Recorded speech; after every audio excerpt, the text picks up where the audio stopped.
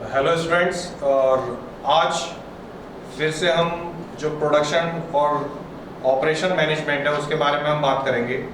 और इसमें जो हमारे टॉपिक्स रह गए हैं, जो इम्पोर्टेंट टॉपिक्स हैं, उसके बारे में ही हम बात कर रहे हैं। तो आज जो हम बात करेंगे वो बात करेंगे किसमें, मटेरियल हैंडलिंग के बारे में बात करेंगे। और उसमें सबसे पहले आता है हमारे पास परचेजिंग। कि परचेजिंग है क्या, एक्चुअल में हम किस तरीके से किस प्रोडक्ट के रॉ मटेरियल के लिए क्या चीज परचेज करें और उसका एक अल्टीमेट ऑब्जेक्टिव क्या हो, तो उसके बारे में बात करेंगे। तो देखिए, जैसे इसमें डेफिनेशन है कि purchasing is the formal process of buying goods, service and materials required by an organisation at the right quality, right quantity, right price from the right source and at the right time. तो ये क्या दे रहा है कि ये आपको क्या बता रहा है कि आपको जो यूज है, जो सिग्निफिकेंस है, उसके बारे में बताया जा रहा है कि किस तरीके से हम जो परचेज कर रहे हैं मटेरियल को, उसमें क्या क्या चीजें हमें देखनी है।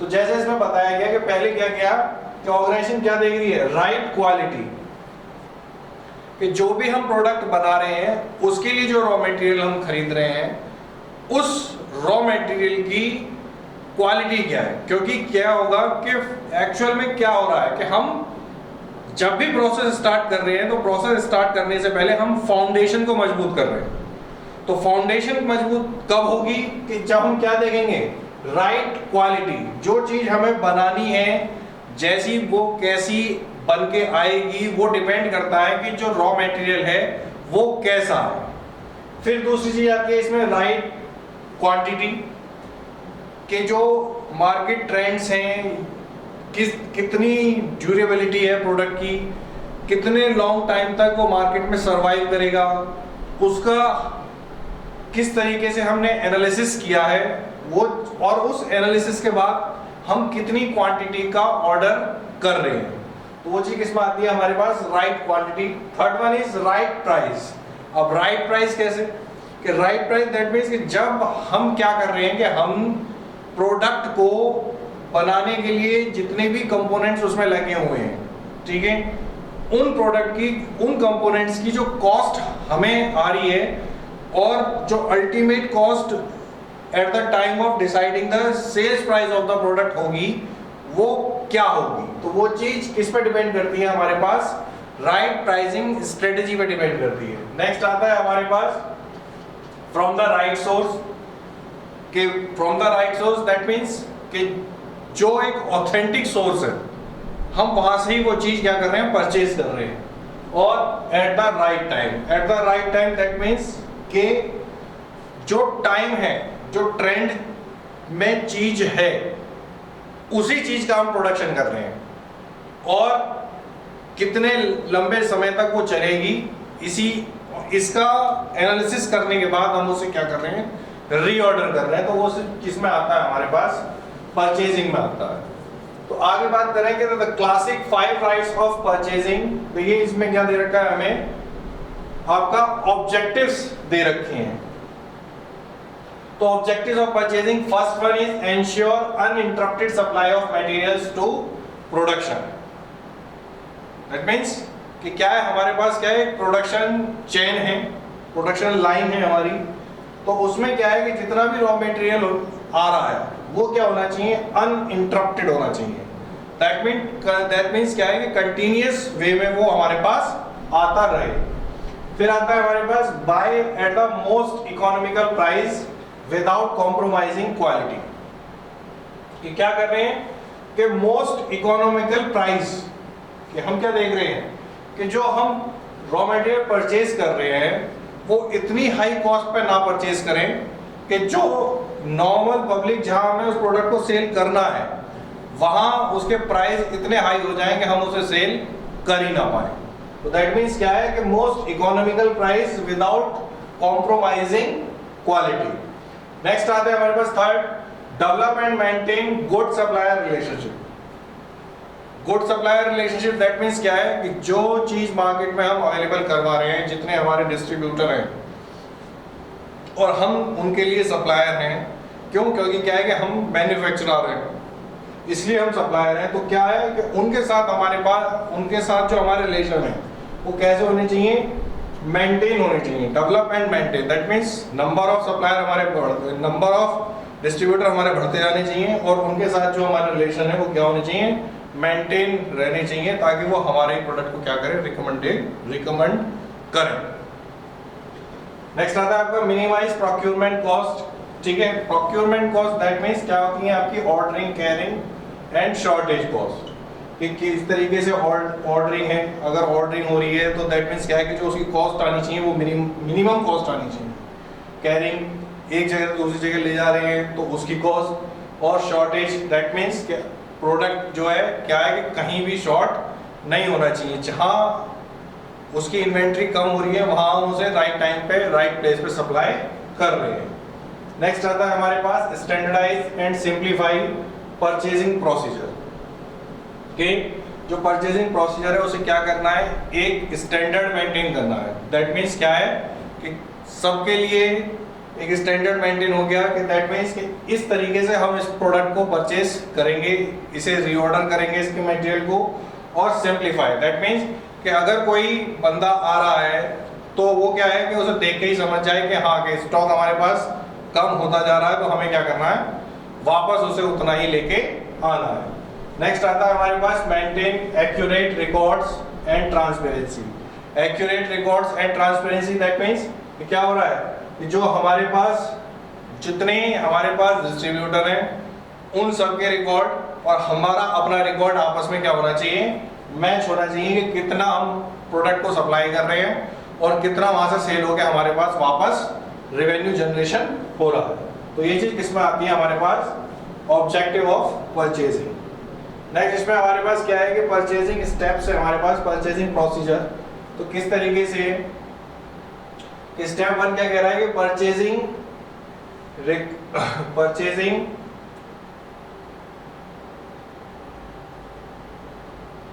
सबसे पहले हमारे पास आ रहा है इसमें हमारे पास परचेज रिक्विजिशन। ठीक है, परचेज रिक्विजिशन दैट मींस कि हमें कितनी चीज की जरूरत है। तो initiated by the user department when stock falls below reorder level, कि क्या हो रहा है कि हम क्या कर रहे हैं, रिपीट कर रहे हैं। फिर आते हैं हमारे पास इंक्वायरी।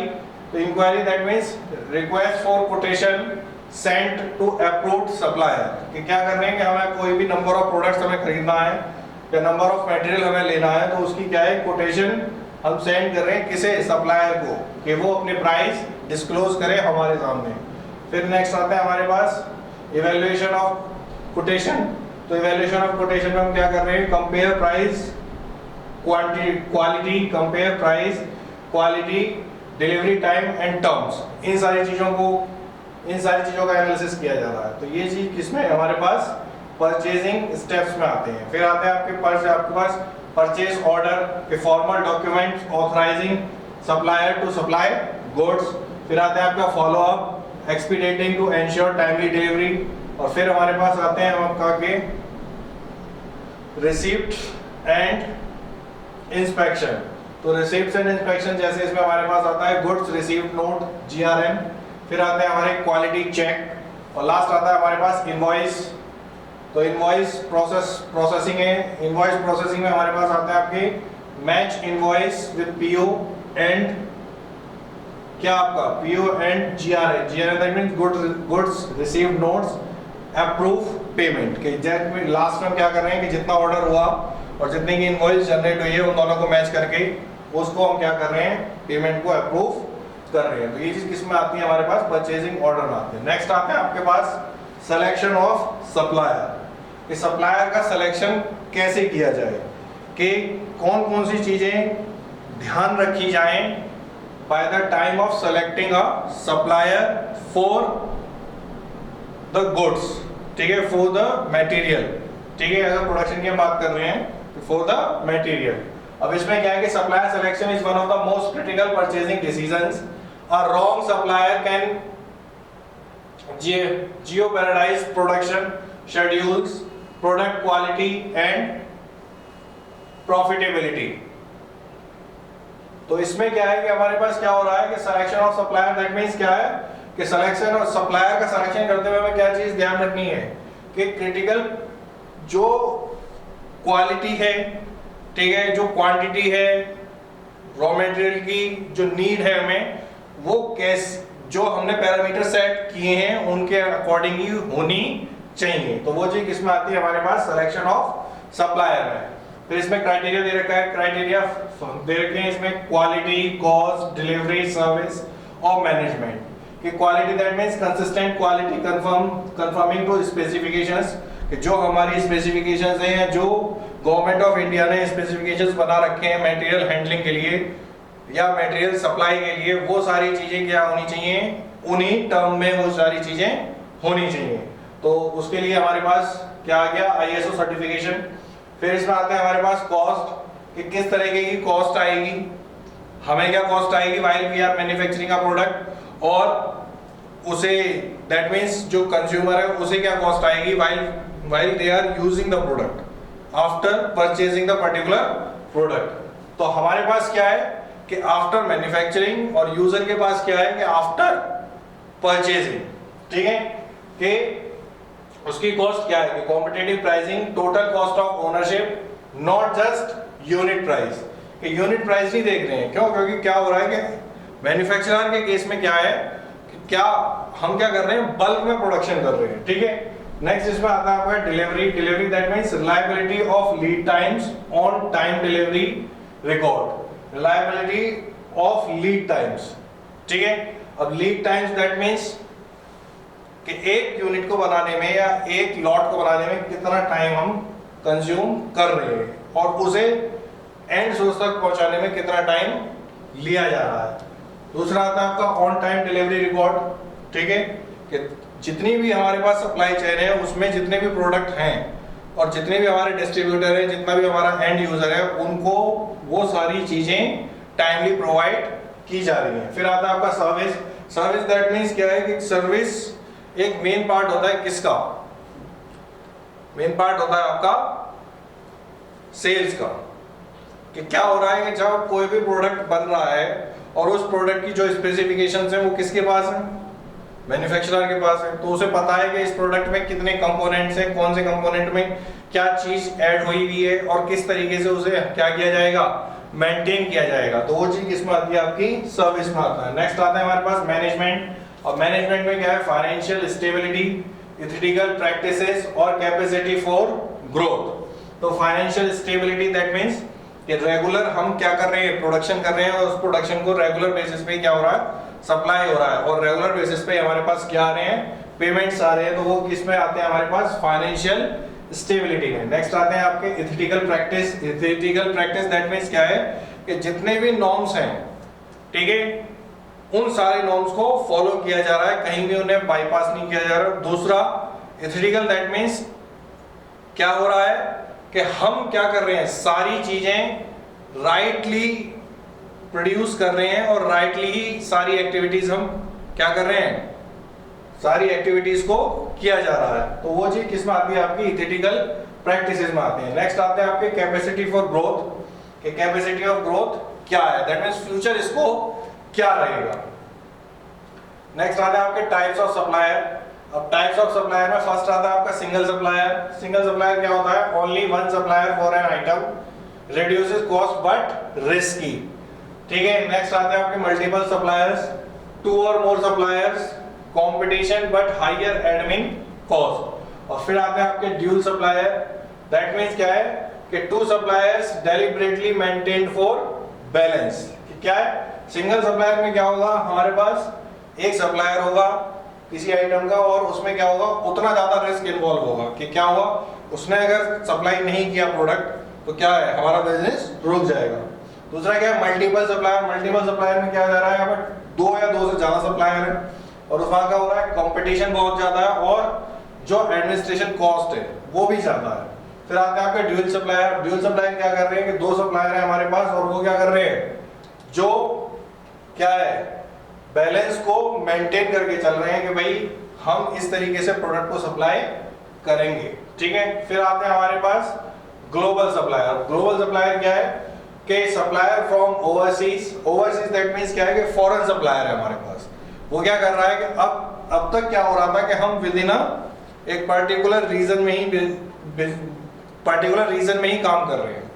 बट ग्लोबल सप्लायर के केस में क्या है कि वो पहले से ही क्या है कि जो हमारे पास मल्टीपल कंट्रीज हैं वहां पे वो वर्क कर रहा है, तो वो चीज किसमें आती है हमारे पास, global supplier. Supplier from overseas में offer cost advantage, longer lead time.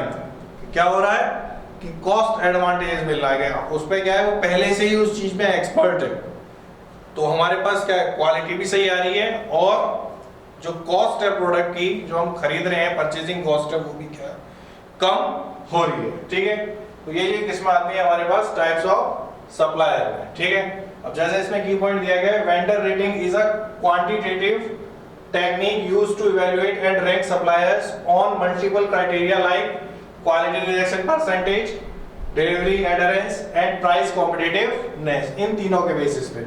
Next हमारे पास आते हैं आपके इन्वेंट्री मैनेजमेंट। अब इन्वेंट्री मैनेजमेंट में क्या होता है कि इन्वेंट्री मैनेजमेंट होता क्या है, सबसे पहले हम इसके बारे में बात करेंगे। तो देखिए जैसे कि क्या है कि inventory refers to the stock of goods or materials held by a firm for future use in production or sales। ये क्या हो रहा है कि किसमें फ्यूचर यूज हो रहा है, किसका, प्रोडक्शन और सेल्स में, किनका, गुड्स और मटेरियल का। Inventory management aims to maintain optimum stock levels neither too high nor too low।